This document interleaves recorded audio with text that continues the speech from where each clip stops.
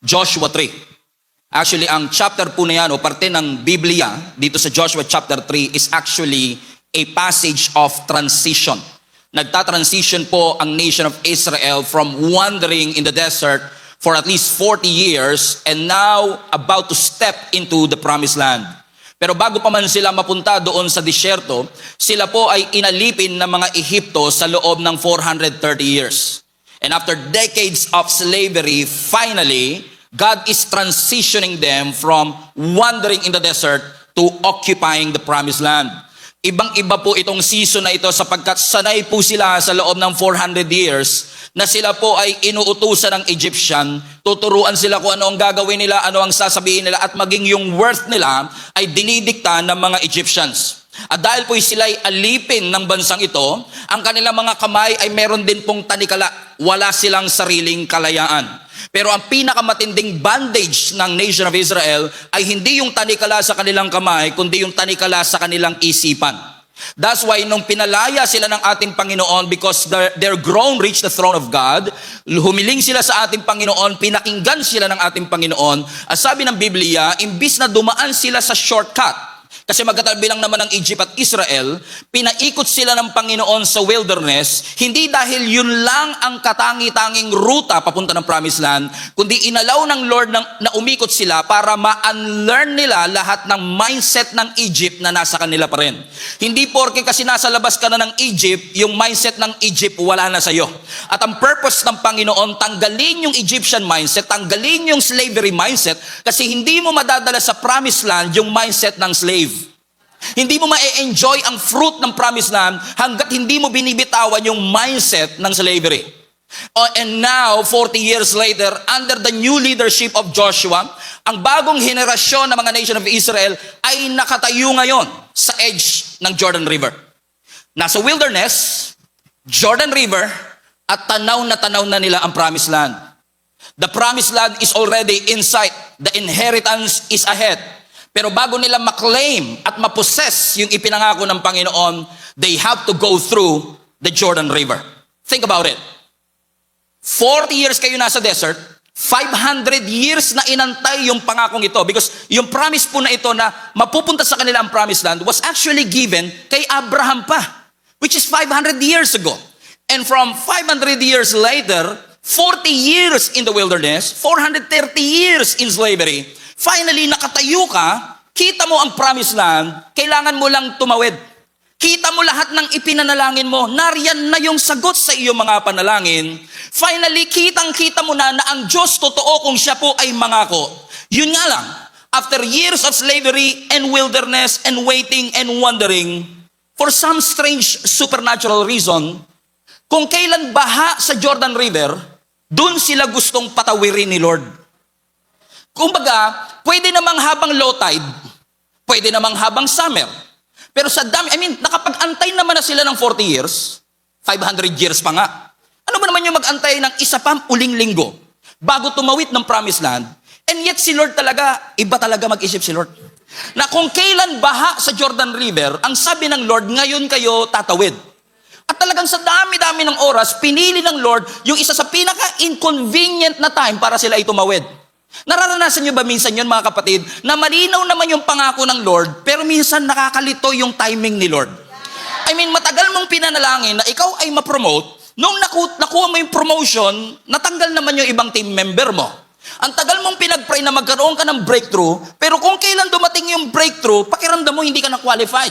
Ang tagal mong pinanalangin na magkaroon ka ng sariling trabaho, pero nung nung sinagot na ng Lord ang kanyang pangako, dumadaan naman kayo sa pressure ng family. Kumbaga, kaharap mo yung promised land, pero natatanong ka, Lord, ba't ngayon? Lord, bakit ngayong season? Pakiramdam ko, hindi po ko handa. Dinala sila ng Panginoon sa isang inconvenient season, kung saan ang sabi ng verse 15, sa panahon na binabaha ang Jordan River. Now think about this. 500 years in waiting, 40 years in the wilderness, siguro habang nasa wilderness sila, pinag-uusapan na nila kung ano itsura ng promised land. Pinanalangin nila, pinangarap nila, and finally, nasabi nilang, totoo nga ang promised land. Gayunman, kung totoo ang pangako, totoo ding may baha. Totoo ang pangako ng Diyos, Pero totoo din na ang path para malakaran mo yung pangako, you have to go through the flood. Kumaga, totoo yung pangako, pero totoo rin na merong obstacle. Sino sa inyo nakakaranas po kayo ng problema? Lahat tayo dumaranas ng problema. Pero hindi ko rin alam kung bakit meron po talagang season sa buhay natin na binabaha tayo ng problema, if I say that way. I mean, lahat dumadaan sa pagsubok, lahat dumadaan sa challenge, pero minsan may mga pagkakataong parang binabaha ka ng challenge. Pero hindi porket may baha, wala na ang Diyos. The presence of the flood doesn't mean the absence of your God. So ibig sabihin, kung ikaw, kahit na sabihin mong, ang tagal kong inantay, ang tagal kong pinanalangin, ngayon ibibigay na parang pinapahirapan pa, yung baha na yan ay hindi senyales na dapat ka nang bumitaw. The flood is never meant for you to give up and to surrender. Ibig ko sabihin, hindi porket may baha, nagbago na isip ng Diyos. Hindi porket bumaha sa Jordan River, sinabi na ng Panginoong hindi ko na ibibigay sa inyo. In fact, yung baha na yan ay senyales na dapat magbago ang isip natin patungkol sa ating Panginoon, because pag tinignan mo ang Jordan River, imposible. Pagka tinignan mo ang Jordan River, impossible. But by the grace of God, we serve a God who is higher than any flood, higher than any walls, greater than any giants, but because with God, all things are possible. Pakisabi nga po sa inyong katabi, all things are possible. All things are possible. This was the worst possible time to cross. Sasabihin ng logic mo, magantay ka na lang kung kailan magiging manageable ang tubig.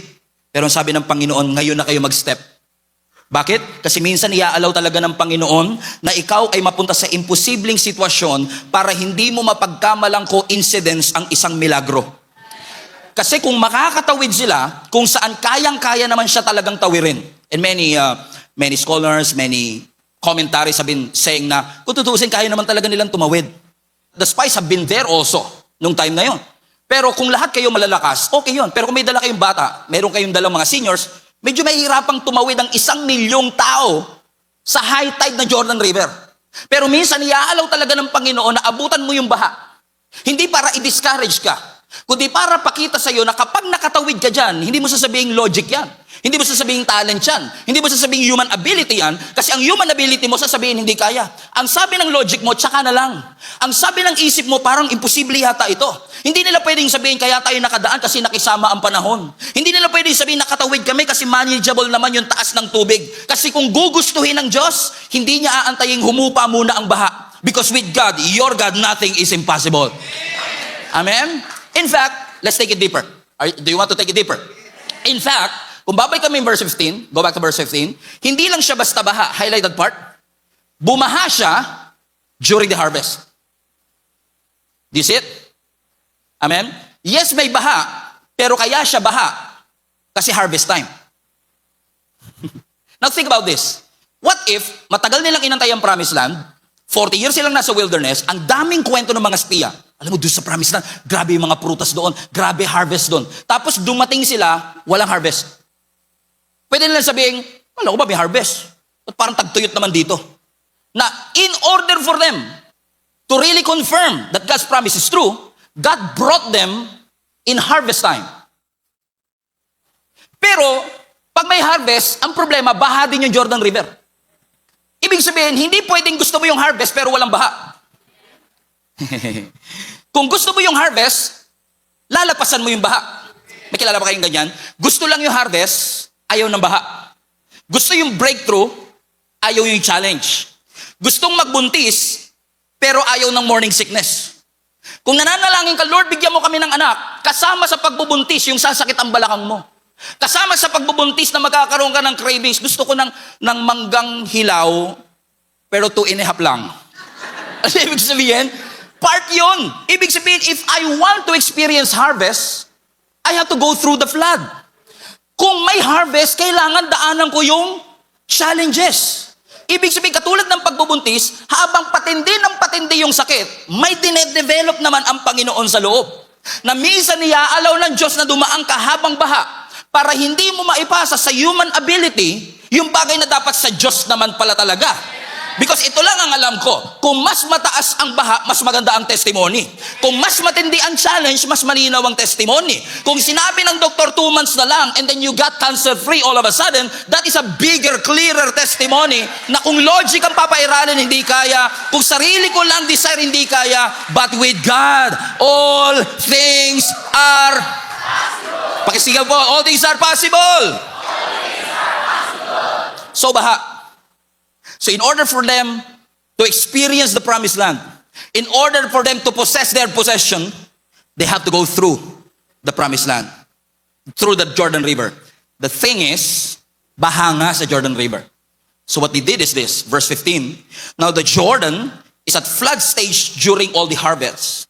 And yet, watch this, as soon as the priest who carried the ark reached Jordan, everybody read now, and their feet touched the water's edge, verse 16, the water from upstream stopped flowing.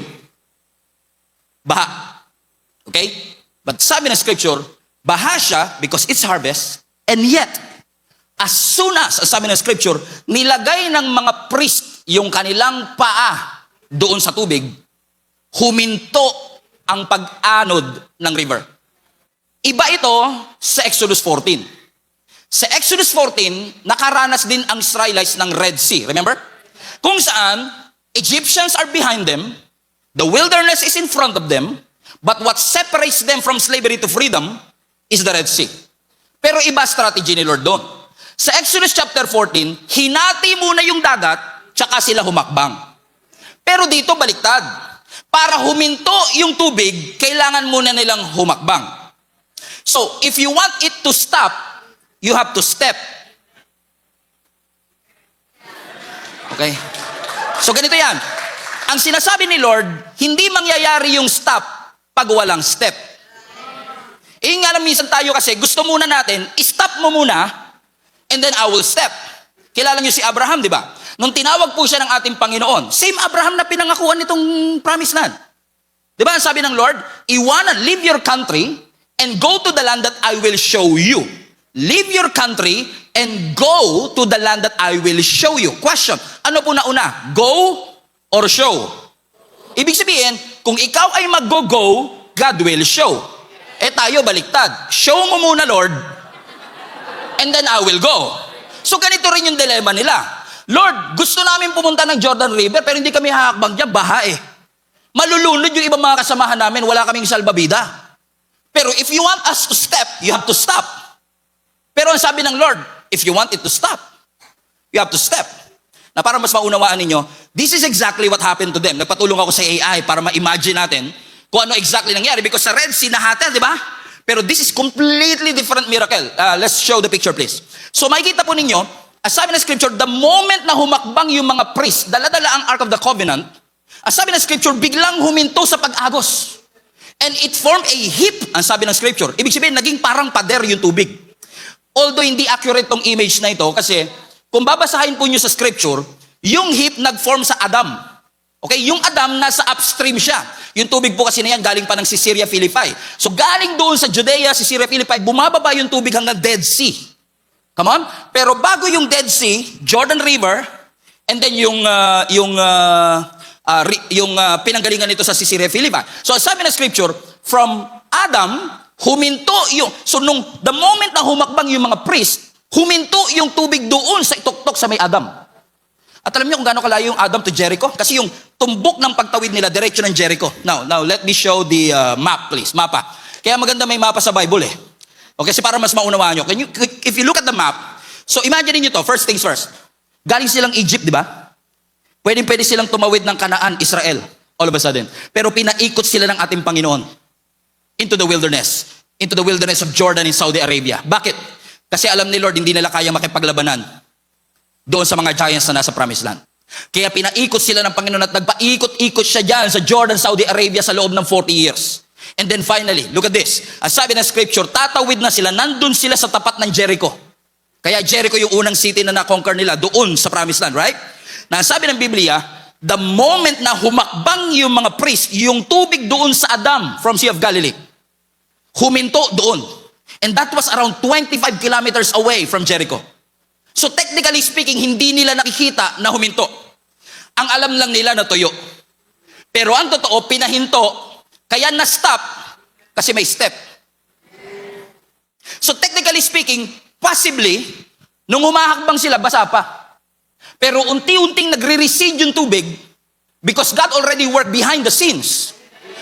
Up there, upstream, doon sa Adam, na wala nang nagfo-flow na tubig because they step into it. Meaning, ang instruction ni Lord very simple. Gusto mong pahintuin ko, mag-step ka muna. Gusto mo ng milagro? Gumalaw ka. Hindi po pwede na gusto mong pahintuin yung tubig pero hindi gumagalaw ang iyong mga paa. Akala ko kasi dati, pag nananampalataya ka kay Lord, basta ka lang nananampalatayang kaya ni Lord. Totoo naman, kaya ni Lord. Pero ang tunay na pananampalataya, hindi ka lang naniniwalang kaya niya, kundi ang tunay na pananampalataya, hinahakbangan mo yung salitang narinig mo. Okay? Faith in action. So now, the moment they step into the Jordan River, they are now walking by faith. By faith, they believe that God would save them. And all of them were able to cross the Jordan River. Anong ibig ko sabihin, mga kapatid? What if ang reason na lang kaya hindi humihinto yung Jordan River sa buhay mo? Kasi inaantay ng Lord na ihakbang mo ang iyong mga paa. Yes, naniniwala tayong kaya ng Panginoon, but you have to put your feet on your faith. Lagyan mo ng paa ang iyong mga pananampalataya. Nagbabago ang sitwasyon natin, hindi dahil naniniwala tayong kaya ng Diyos. Nagbabago ang ating mga sitwasyon kasi hinahakbangan natin yung salitang tinanggap natin. So when God says go, don't say no. When God says stop, you stop. But when God says go, you go. Kapag sinabi ng Lord, isubmit mo na yung application. Do not even hesitate na wala kang qualification. Kung sinabi ng Panginoon, i-apply mo na yung visa na yan, go ahead and do it. Do it by faith. By faith, you serve.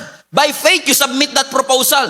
What if ang milagrong hinahanap mo, hindi na kailangan ng mas marami pang prayer?